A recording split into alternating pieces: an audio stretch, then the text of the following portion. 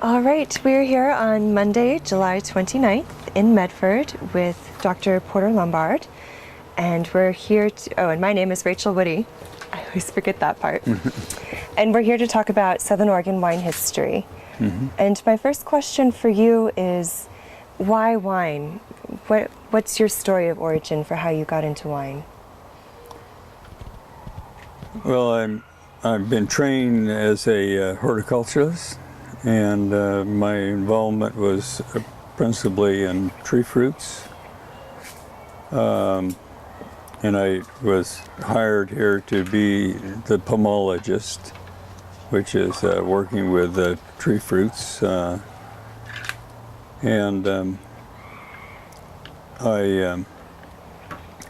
Most of the tree fruit that we had here was pears, so I became an authority in pear culture, pretty well known throughout the world while I was here. So, and did some traveling overseas to various conferences, various things that were important. I also had a sabbatical in Britain for a year, and I worked on pollination, because pollination is important in pears. And most of that pollination is done normally by bees, and compared to grapes, we don't have to worry about that aspect of it. Most of it's done by the wind.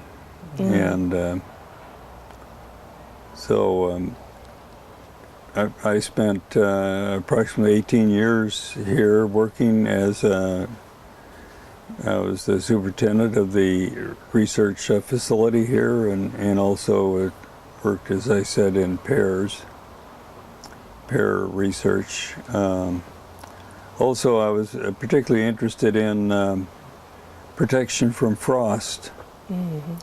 Most of our orchards were protected by the use of oil heaters, and those oil heaters were burning up quite a bit of oil and not always giving us sufficient protection. So I did some research, particularly in the use of water. We used sprinklers to heat in the orchard and protect from the frost, and it worked much better than oil heaters.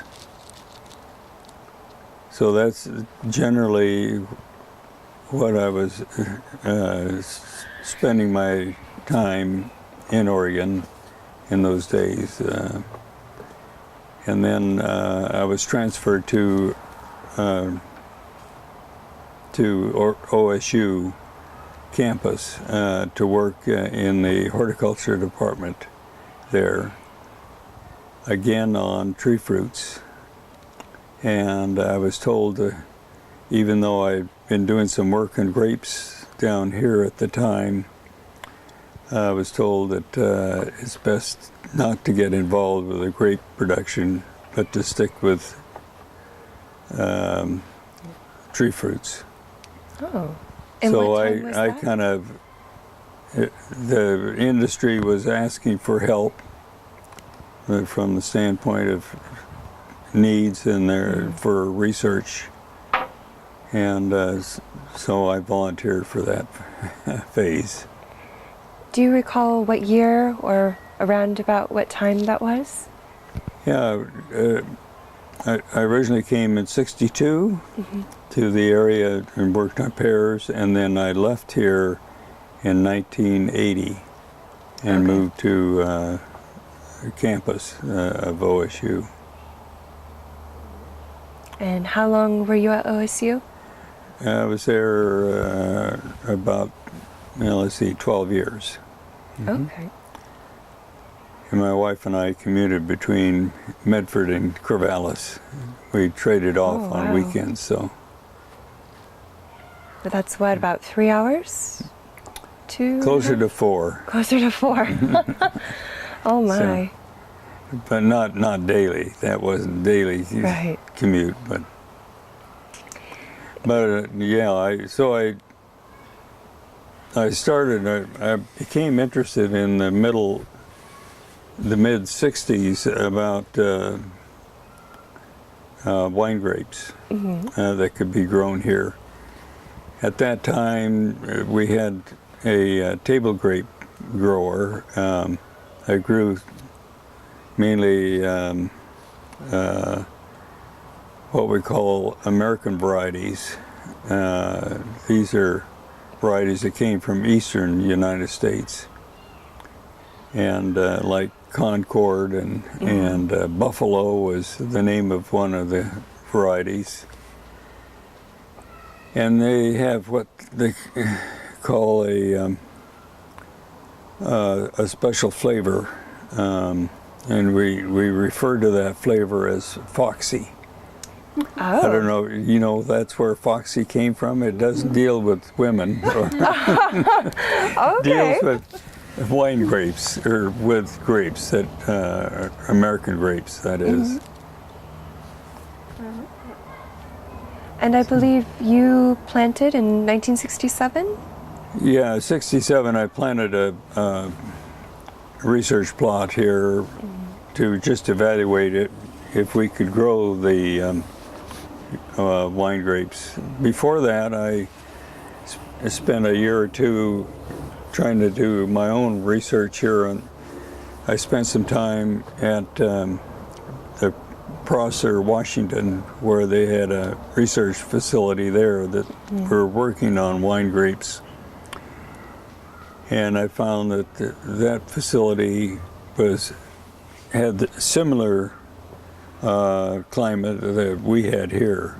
Okay. In fact, it was different in a sense. Their winter temperatures could be much lower than what we had here, so they were low enough to injure the grapes. Oh, okay. And so more frequently that would happen up there than it did here. And their season was about the same length, of about 150 to 165 days a year in a growing season is what they expected there. So I felt that was pretty good information. I'm a graduate of Washington State University, so I knew some of the people that were working on it there, and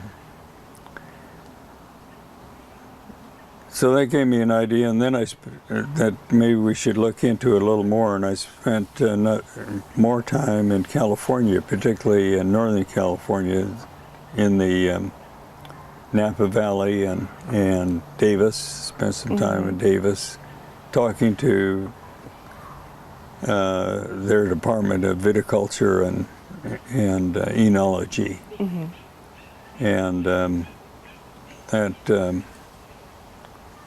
and they agreed that it's a possibility they would probably be able to grow the wine grapes here, but of course they couldn't tell me which ones. They suggested that you don't want to plant on clay soils. Well, we have a lot of clay soils here. Yeah. In this area, more so than the Willamette Valley. Willamette Valley has a lot of clay soils on the bottom land, and it's not very good for a lot of the crops in that area. But up on the hillsides, why, it's better. And that's kind of true here too. And that's why pears have always been grown here, because they do better on these clay soils than many other tree fruit crops. So. Oh, okay. I didn't know that. So that's so then, yeah, I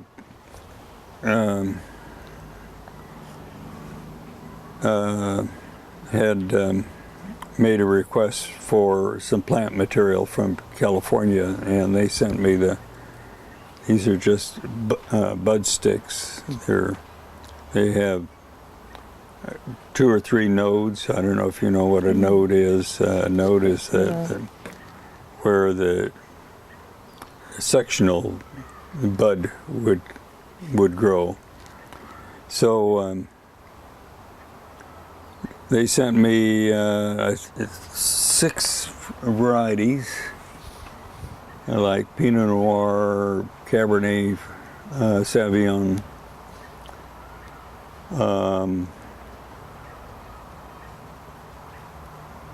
let's see what other varieties. Chardonnay was another one. I don't have a list in front of me, but anyways, so we planted those. All you have to do, of course, is just stick this in the ground, and it'll grow. It'll root off on you as long as you are careful it's not injured by drying out or anything else like that. In our first, I think the first year we had at the station every year, during the summer we'd have a field day. We called it a field day, and so we would talk about what we're doing in the field. And of course, mainly growers had come to it, and the Extension Service was part of it too. So when I talked about planting it, why, I was told by the local extension man here that he said, I don't think you can grow wine grapes here. He said, I grew up in Napa Valley, and so I know what kind of weather we have and compared to Napa Valley, and this is no Napa Valley. Okay.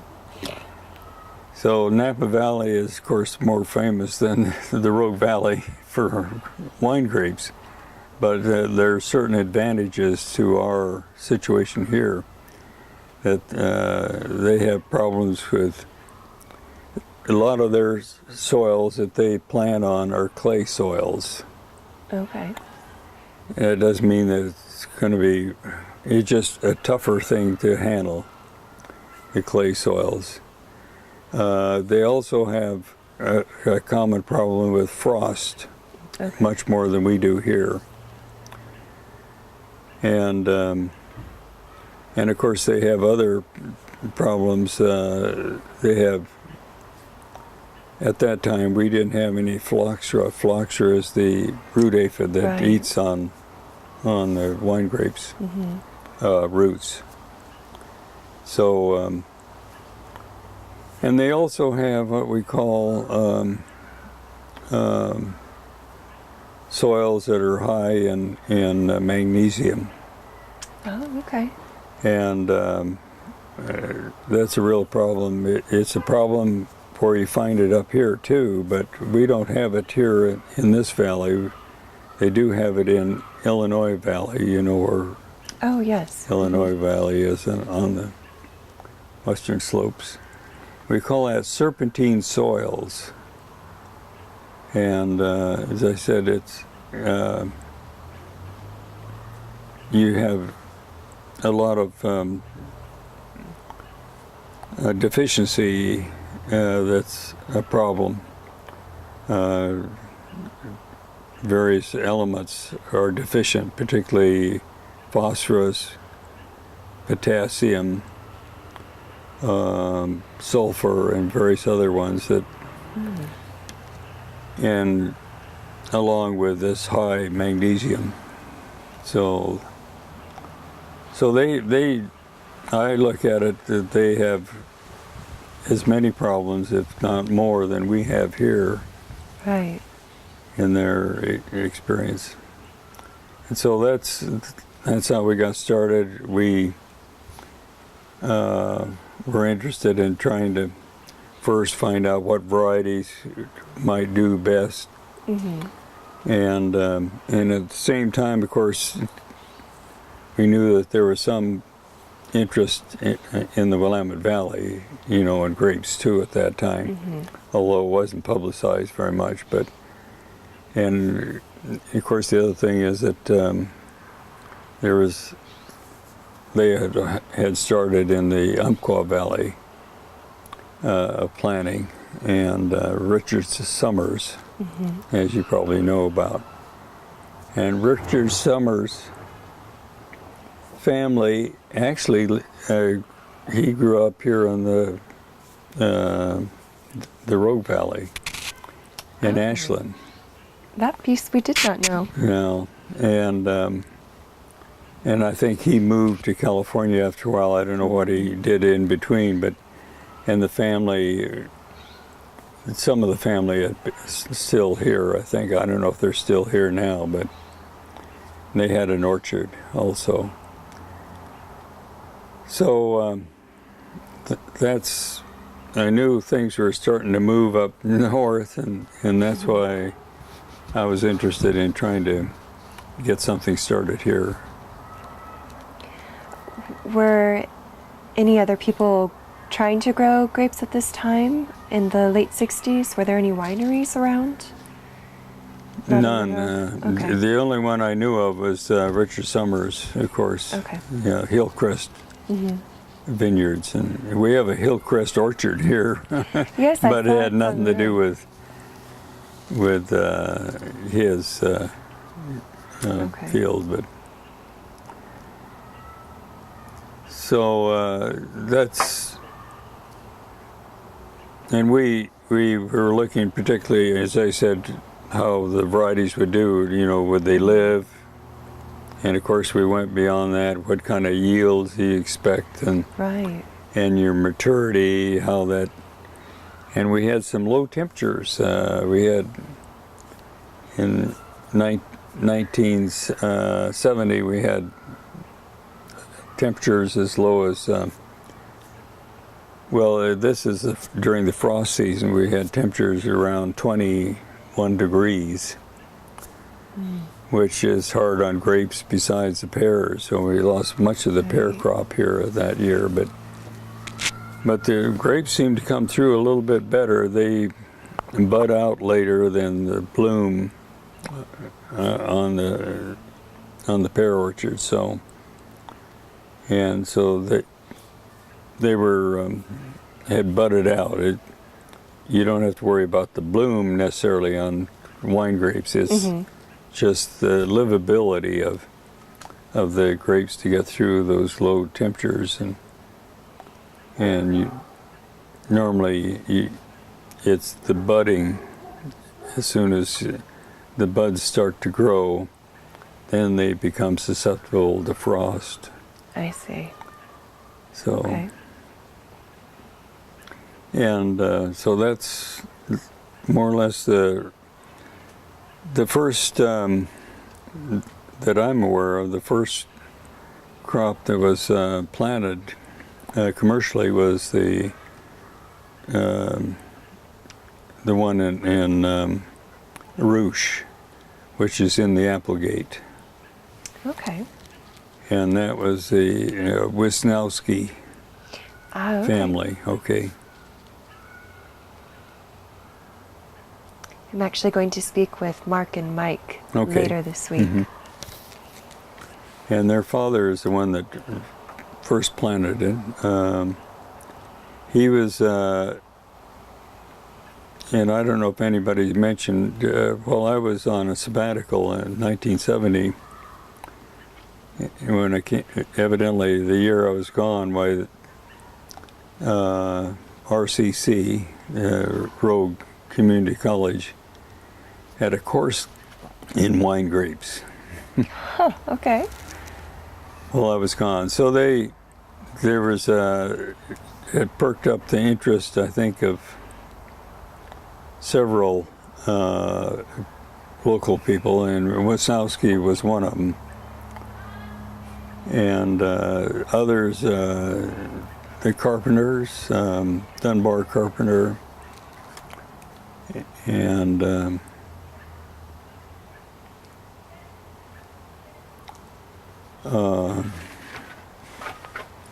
trying to think of some of the others that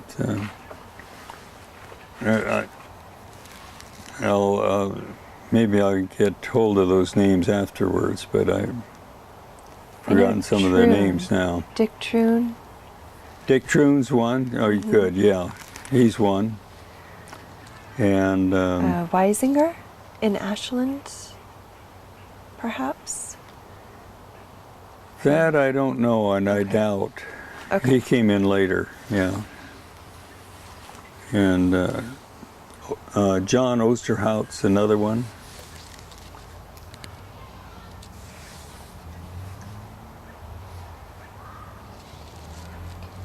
So all of these got started. John's still living, and of course, Okay.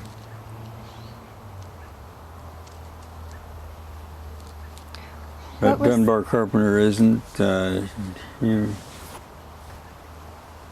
Family's still, they're next to the Roxanne Vineyards.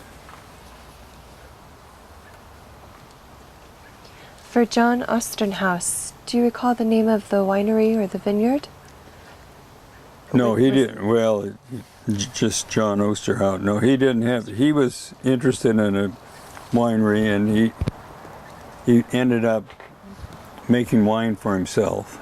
Ah, okay. Like me, I guess. Mm. So he took a class at Davis in winemaking.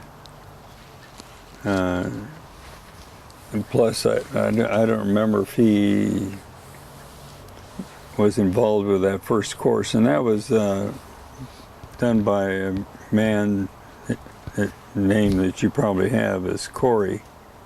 Oh, Charles Coury? Coury, And he was the one that taught the course. They flew him down weekly Oh. and back, and he taught the course, and he obviously got quite a few people excited. I don't know who else was in that class. Maybe they would have a record of that. Yeah. I've not heard that piece of Charles Coury history. Ted Gerber might be another person that took that course. I don't remember talking to him about that, but that name you've heard of, I take it. Or, Yes, it's familiar. He's over in the Illinois Valley, so. Okay. And of course he has a winery and a vineyard too, and Forest is the name of the winery. Mm-hmm.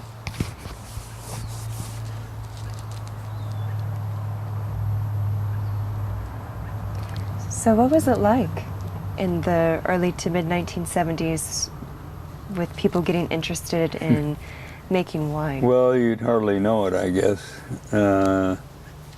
There was, I think, among these individuals that took that course or were involved with the course, where they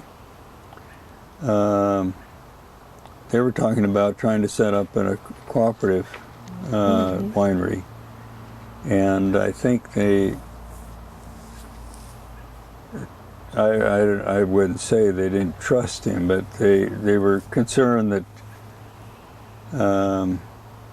Frank Wisniewski would kind of take the major part of it. Didn't know if he was solvent enough to handle it or what. I don't know what the reason was, but there was concern, and so he kind of went at it by himself from the standpoint of starting a winery. And then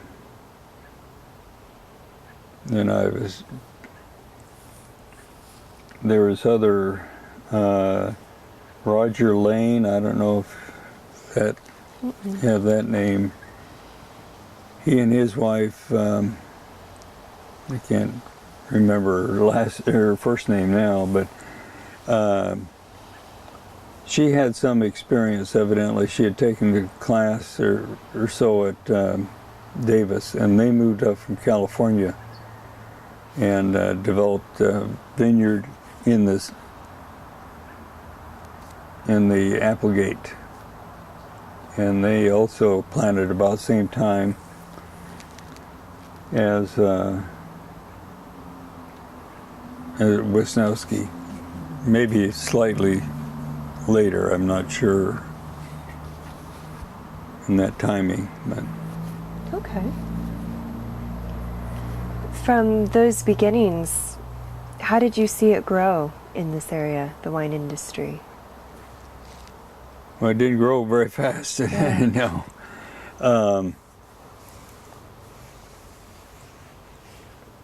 I was gone in the 80s, and so I wasn't in touch much with what was going on down here locally.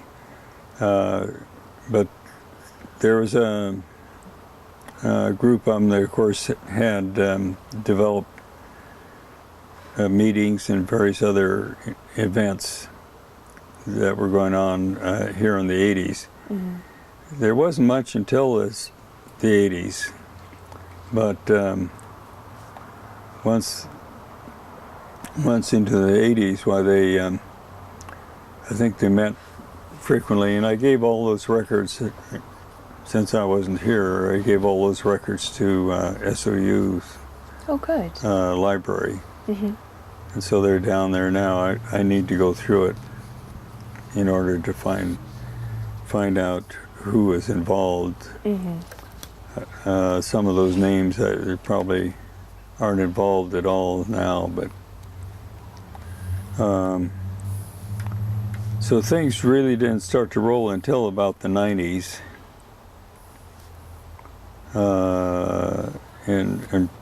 In planning, I think a lot of the planning was done in the late 90s and well into the new century, so. Mm.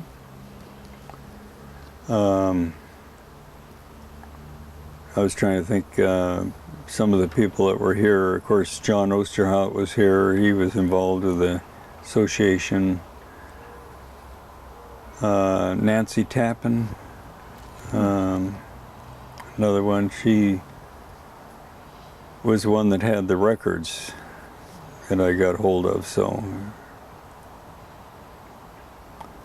And her vineyard was in the Rogue River, the city of Rogue River, just outside of the city.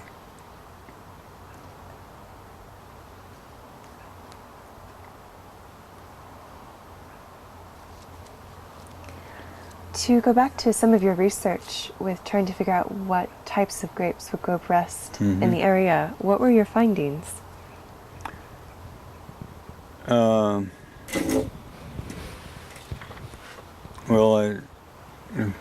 We found that generally the major ones like Pinot Noir and Chardonnay, those are probably the ones that are best known, and they seem to do well. Mm-hmm. In fact, the crops are could be quite heavy.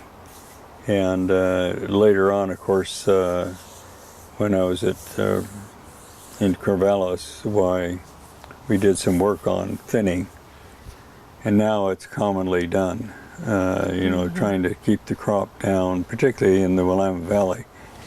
Our cropping here, we aren't as concerned about the crop level as they are in Willamette Valley. Many of them up there now are producing around a ton an acre, which is pretty low. Mm-hmm. And there are others, of course, we find that a lot of our varieties that we prefer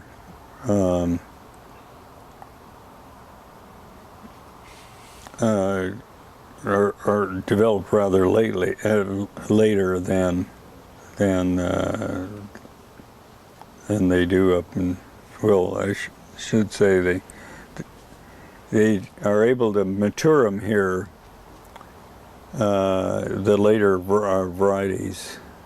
So I think that's our advantage, and some of the better known varieties where they're in the Willamette Valley, and it has to stick with the early varieties primarily. And of course, Pinot Noir is the best known one. But there are others. I think some of the individuals that got started. Chardonnay, of course, has kind of gone downhill compared to varieties like Pinot Gris, and then we have whites down here that are mature too late for them up there, and those are varieties like Viognier that seem to be one of the popular ones. Maybe you're aware of that. I don't know. Viognier just by name. Huh? Just by the name. Okay. Is a French variety that, and then we're particularly Medford's sister city is Alba, Italy.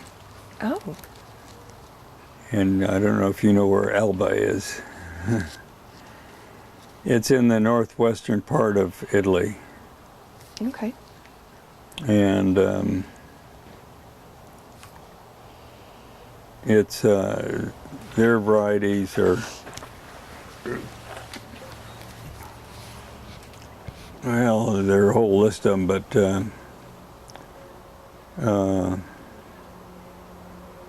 suddenly I can't think of some of what some of the varieties are, but they had a delegation that came over that were involved with their industry and they spent some time here, but there's not much interest in some of the varieties that they have there in Alba, but they may come on later on. I think our fear now is the climate change situation, that some of the varieties we have now are maturing too early, and consequently they're too high in sugar content and also alcohol content. And I think that's going to be a problem in the future with climate change here. And of course, it will be, could be a problem in the Willamette Valley. Right. It is something that they've been speaking about. Have they? Okay. Though I don't think anybody's come up with solutions or projections. Do you think we will eventually switch to different varieties to match the climate, or? Well, I think they should, because I think that can be a particular problem, the high alcohol. High alcohol, of course, has a bite to it, and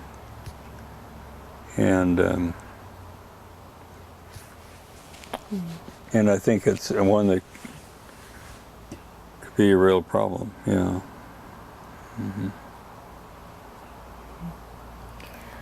What were some of your other aspects of research, whether in your post here or at OSU?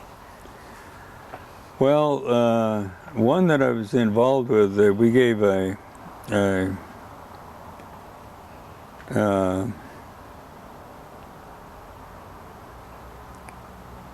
symposium, we called it, and we called it the Cool Climate Symposium. And I don't know if you heard of that. When I was at OSU, it was a suggestion that the enologist that we had at the time, but soon left and went back to, he was from New Zealand. Oh, okay. Can't think of his last name now, David. Anyway, he's the one that suggested the Cool Climate Symposium. He thought it might go over pretty well, so I helped organize that along with other people in the food science department at OSU. And we invited quite a few European people over, particularly both commercial people, but also researchers there, and became very close with what they were doing in France, particularly France and Germany, and I guess we didn't have any from, but they're mainly France and Germany, because they were dealing with cool climate. It was one of their aspects. And David, you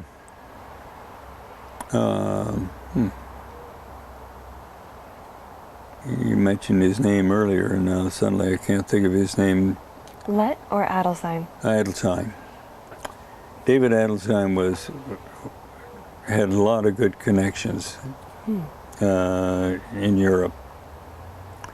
So that gave us a start, and we were able to pull in some other people that we didn't know as well. And we had a good turnout for that symposium. I think we had about 700 people that came to the symposium. Wow.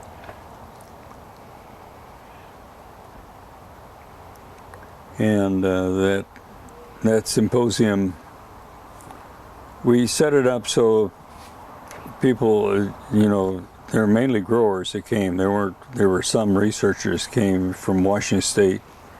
In fact, they were involved somewhat, but we had a lot of Easterners that came too, out of New York, and let's see who else that might have been there, but they. I think that was a good start. In fact, since then, I think every 4 years, generally, there has been a cool climate symposium that followed up on. And they had one in Germany. Let's see, is that the only one? Yeah, Germany, Australia, New Zealand.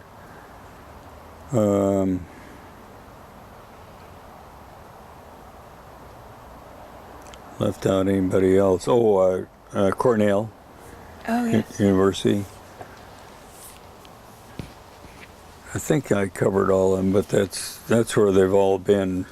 So I think there's just been the one in Europe.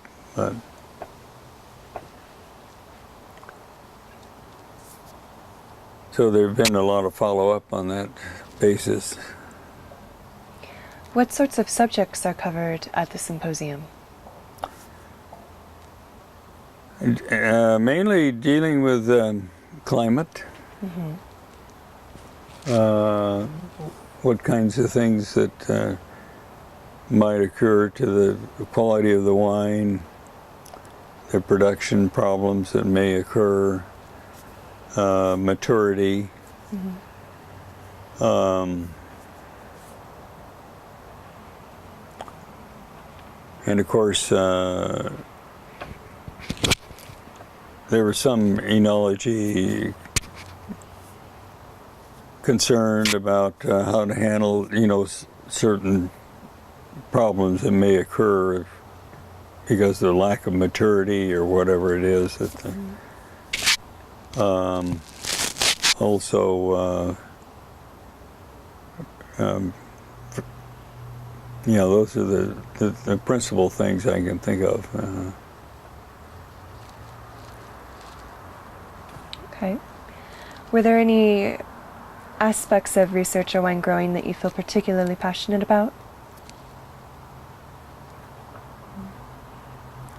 Well, that's a good question.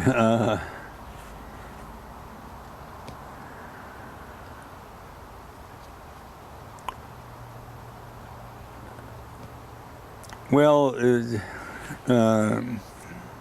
my work at Corvallis, we were mainly concerned about yield, but also exposure to light. and what kinds of trellising system is best for,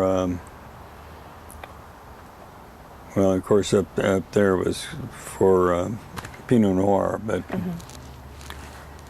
for quality, that was our main concern, and we found that that the Scott Henry system was very good from the standpoint of exposure. And so I think it kind of surprises that you could increase your yield on Scott Henry and at the same time have better exposure than other systems. And then, yeah, so I think there have been a lot of spin-offs from the Scott Henry, but the Scott Henry is well known throughout the world. So I think, and I think that was one thing we found, that there's a lot of excitement with seeing Scott Henry. When we held that Cool Climate Symposium, they had a lot of Europeans go down and look at the system. They were interested in it, you know.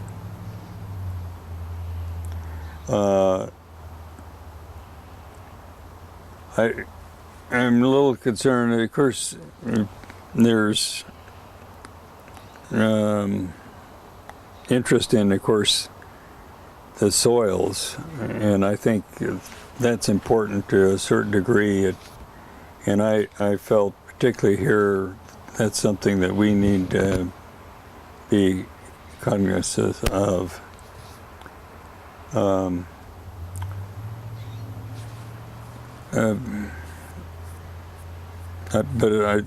there are others that look at the Jory soil is the one that's best known in the Willamette Valley, but I don't think it's the best soil. Okay. Because it's a deep, very deep soil, and I think that's not a good sign. You get too much growth with that very fertile soil, and because it's deep and is a fine textured soil, and not quite clayish, but close to it. We have I think better soils here overall, because our soils are not as deep. They're shallower, and the perfect depth would be something like 3 feet deep, instead of Jory soils could be 15 feet deep. Wow, okay. So there's a lot of late growth moisture that comes from that, and that's been a concern in the Willamette Valley. Should we irrigate, or you think it's necessary to irrigate? I don't think it's necessary up there generally, but depending on this, because the soils are deep enough to be able to maintain the moisture. Now with climate change it might be different, but. So if Jory is not the best soil, perhaps, do you have a suggestion on what soil would be more preferred? Well, as I've mentioned, yeah, up there? Yeah, up there and down here as well.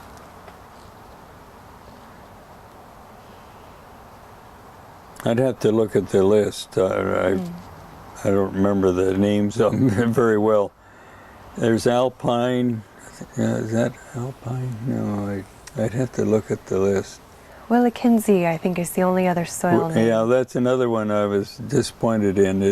It's shallower. Willikinzie, yeah. There's quite a bit of it up there too. Yes.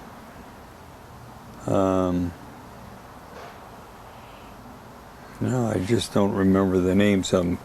that Okay, well. I was more curious than anything. Yeah, all right, good for you.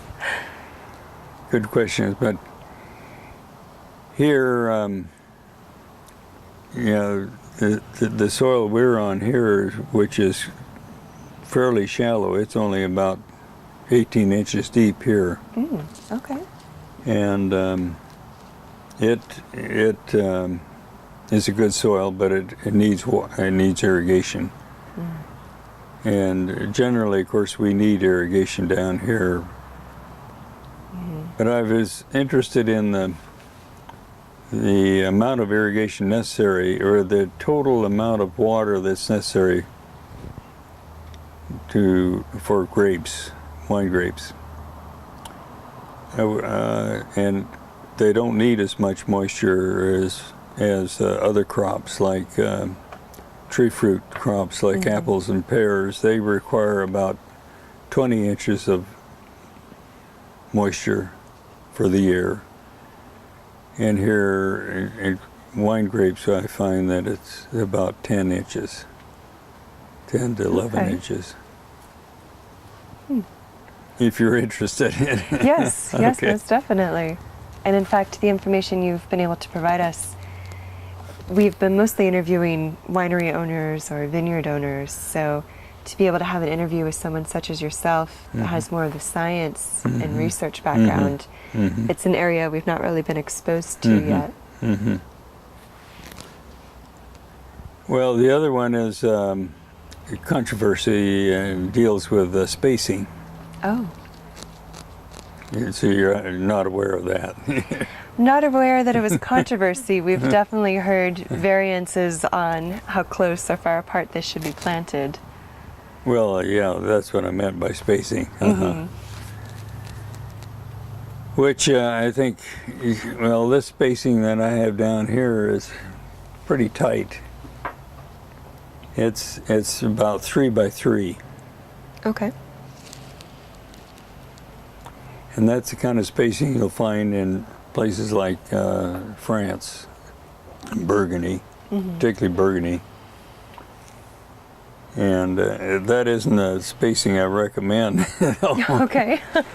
But with a small space that I have, why, that's what I decided to do, is bulk up on it, because you don't have as much exposure that you would like.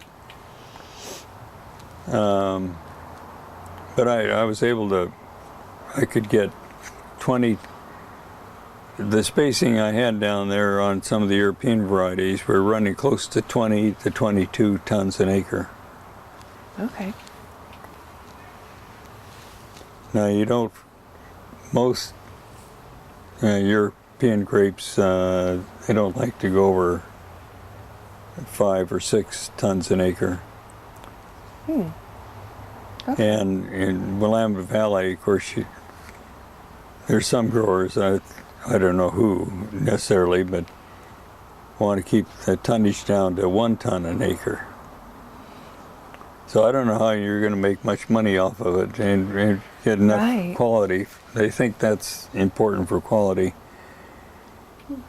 but I don't think so. And of course, spacing is another, as I say, I see a lot of that close spacing down in California, and I think it's a mistake. And better, the ideal spacing, I think, for best exposure, and because you have to deal with the growth of the variety. The vigor of the variety. A vigorous variety, of course, you should space them further apart and then extend their canopy to fit between the vines. And overall, so I think 8-foot spacing between rows is good. You get probably the best quality of wine that way. Okay. And spacing between vines in the row, I suggest from maybe 4 or 5 inches, 4 or 5 feet for the less vigorous varieties, up to 8 or 9 feet spacing in the row for the more vigorous ones. Because you can extend the arm or the vine if it's more vigorous. So when I do consulting, or did in the past, I'm not consulting anymore, but I would suggest spacing, but seldom the growers would follow that spacing. Oh. They would follow somebody else's idea that should be. So you still see a lot of it. It's 4 feet apart, and that's just too much for most varieties. Yeah.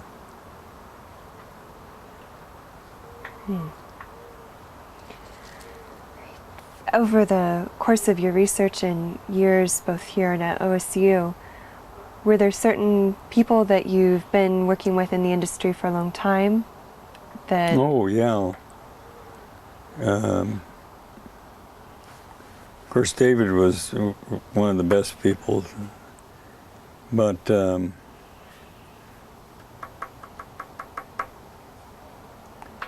let's see, I was trying to think, boy, right offhand, I can't think of the names of the two twins that are in Bethel Heights. Ted and Terry. Yeah, Castile. Ted and Terry. Yeah, yes. Castile. Yeah, they were good.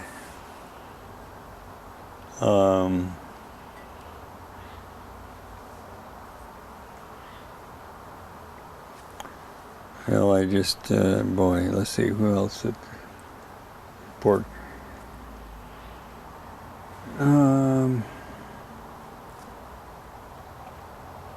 Gosh, if I could remember their names. Why?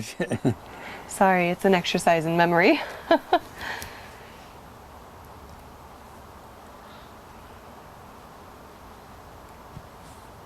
No,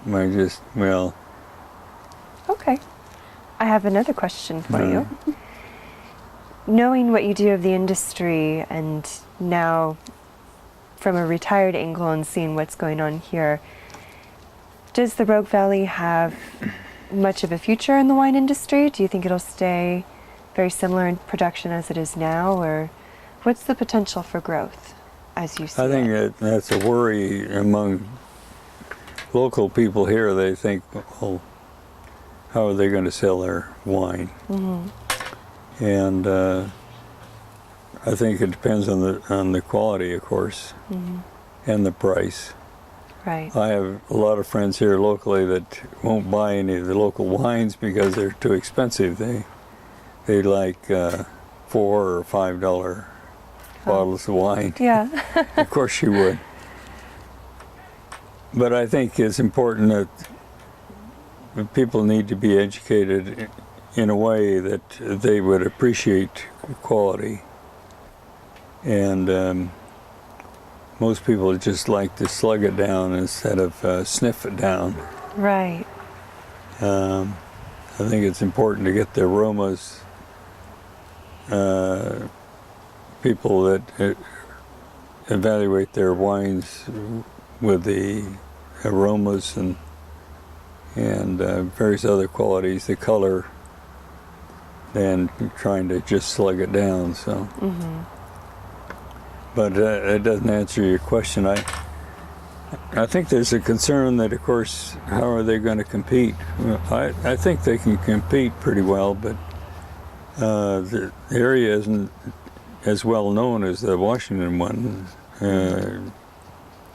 Washington, of course, or the Willamette Valley had a head start. So I don't know. It may be that the local wines here will rely more on visitors, tourists that are, here for the plays or for something else, or to go down the river, and then they happen to. There's some nice tasting rooms here, I must admit. So, and I think that's helpful. But already the local people seem to know who has the best quality. Okay. Because they talk about, well, so and so, and don't care for their quality, their wine. It's harsh, or whatever they refer to it. Yeah. Do you have a favorite type, a favorite variety that you either enjoy growing or drinking? Of course I do. Can I ask what it is? Well, let's see. Yeah, there's several. I have one is this local native grape. I don't know how much you know about it. Very surface I'm the level. only grower, though. Oh, really? Well, I have it out in several vineyards, but they aren't doing much with it. But that's, as I said, that's one that's flavor-wise, I wouldn't call it the top favorite, but I think it's an interesting one to have. You know, my red favorites are Sangiovese. Oh, yes. You think so? Or you, Yes, I agree. All right. Cabernet Franc. Have you had much Cabernet Franc? I've not had much yet. No, I've been more Sangiovese and Chianti. Every time you use Cabernet Franc in a blend, it upgrades it. Really? It really does. It makes a big difference. And by itself, it's pretty good. So it's just not well known.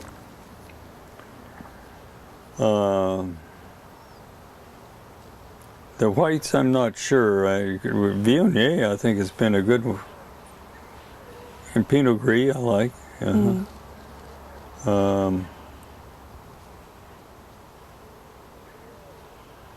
The other one, the industry here thinks that Tempranillo is probably the best. I don't know. I can't say that that's my favorite. It's all right as a red, but I don't know what you find. Have you found much interest in Tempranillo or? There certainly is up in the Umpqua, of course, Yeah, because you right. have Abasella. And it's starting to get attention up in the Willamette Valley. Not that I think anybody could grow it. Oh, it could be. Some of it's early. It's fairly early. It's one that we never tried when I was up there, so I don't know. Yeah. Yeah, I think it's attractive in its newness, but also being such an established variety from Spain. So I think people are interested, especially with Earl Jones, about some good attention from it. I've also heard people saying that Chardonnay might be coming back. Yeah, I just haven't followed. I had my favorite clones, but nobody else seemed to be interested in it, in Chardonnay. Or another one was, let's see, I don't remember the number on that now. 246, 264, 364, I can't remember. Anyway, that was one of my favorite Chardonnays, but now there's so many others that have come on. And that's the other thing that people like and David and others up in the Willamette Valley have been important in trying to get some new clones in. And we find that the Europeans are more willing to work with us, I think, than in California. I have heard similar. Yeah, have you heard that similar? Yeah. they were upset with California, using Regional terminology names. that that they disagreed with. So I was trying to think of others that.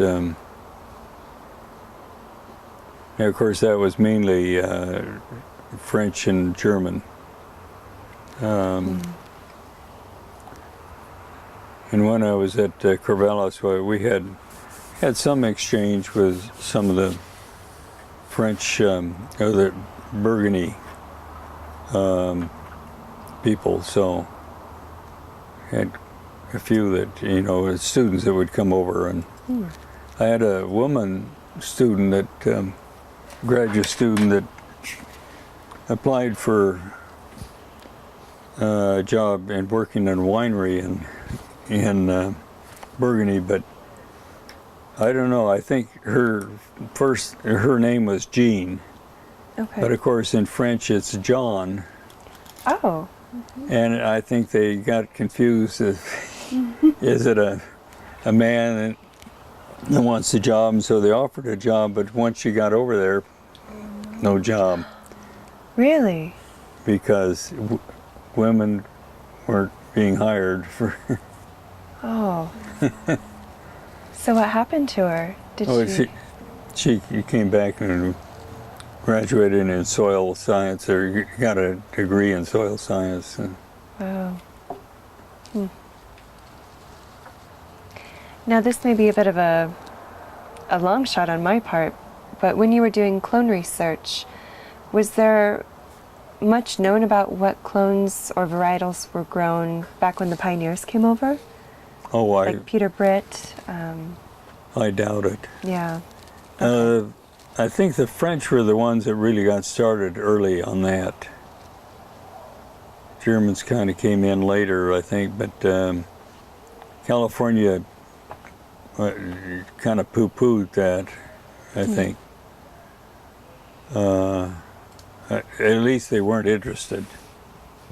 I don't know if that meant they poo-pooed it or not, but Right. Okay. they weren't interested in trying to find. There might be, there might have been certain people down there that had their favorites, but the problem was that there's a big mix-up in California, and I think we also had some of that mix-up here. We misidentified some of these clones. Oh. And didn't straighten it out till later. Okay. So, particularly the Pinot Noir clones. I think the early one. Now the main ones, of course, I don't think there's any problem there, as far as I know. But I think some of the clones that we got from California we mixed them up too. And Mix them up as far as identifying. identifying them, yeah. Misidentifying them, And then they'd go out to be planted and you'd realize I know. it was something else. Okay. So that can be a problem. Well, Dr. Lombard, that was all of my official questions. I'm wondering if there's anything else that I maybe should have asked you or that you'd like to share with us before we end our official taping. You're going to leave it up to me, huh? Well, I asked all my fun questions, even what was your favorite variety? Well, no, I know Linfield College has been in the forefront in being interested in the people in the industry, and of course been involved with the Pinot Noir conference. Yes, International Pinot Noir Celebration. Yeah. So I don't know if are they thinking of any education on top of that, or? We are starting to. Linfield is an undergraduate small liberal arts college, so we're not quite big enough to do like OSU viticulture or enology, but what they're starting to do is actually this summer is more of the business, sort of the liberal arts answer to the wine industry. So business and marketing strategies for local wineries. Okay, that's good. And then of course we have our history and education component too. We're starting to build up. Okay. So yeah, so not perhaps the more traditional route of education, but we're figuring out where we can help contribute. Where you can what? Where we can help contribute. Oh, contribute. Yeah. And well, just drink more. Yes, we are doing our duty in that as well.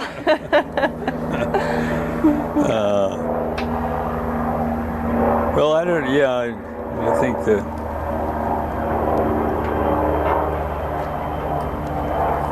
it's been the healthy part of drinking wine. I think has been important for wine. I think it's helped it some. I hope it doesn't backfire. That. Right. But I think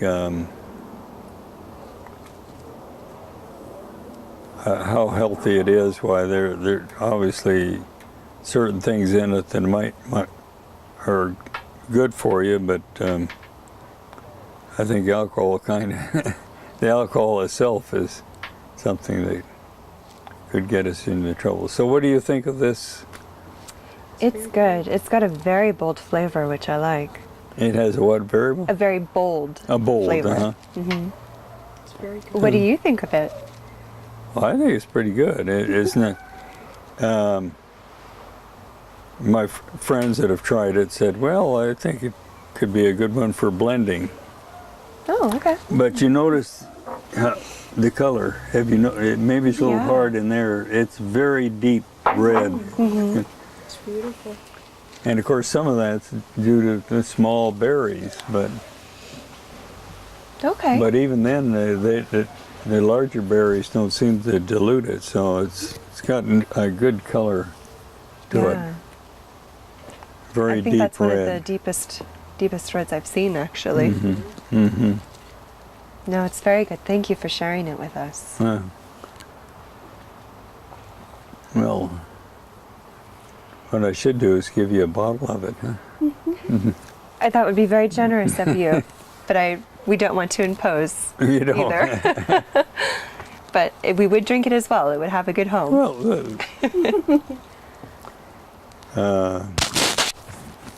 there's been a little bit of interest up north in it, but of course it's a very late variety. Okay.